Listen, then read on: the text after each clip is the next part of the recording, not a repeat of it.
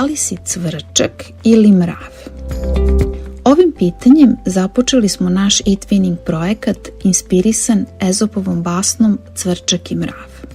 Zabavne aktivnosti počele su predstavljanjem učenika, nastavnika i škola.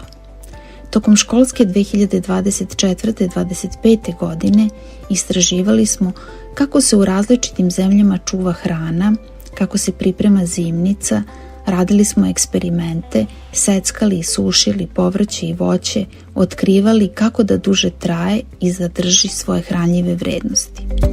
Kreirali smo digitalne igrice, prezentacije sa izrekama o štednji i održivom razvoju. Sadili smo biljke i pratili njihov rast. Kreirali priču uz pomoć veštačke inteligencije. Na digitalnim panoima razmenjivali smo čestitke i radove povodom praznika, Nove godine, Božića i Vaskrsa. Uz pomoć kvizova, diskusija, igara, kreativnog pisanja i timskih zadataka razvijali smo ključne veštine 21. veka, komunikaciju, saradnju, kritičko razmišljanje i kreativnost. Najviše radosti doneli su online susreti. Trenuci kada su učenici razmenjivali ideje, predstavljali svoje radove i pesme i družili se uz iskrene osmehe.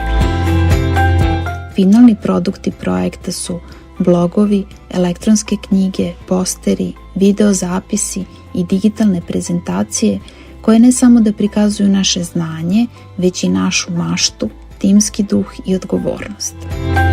Projekat je podstakao razmišljanje o važnosti očuvanja resursa i poštovanju različitih kultura i tradicija.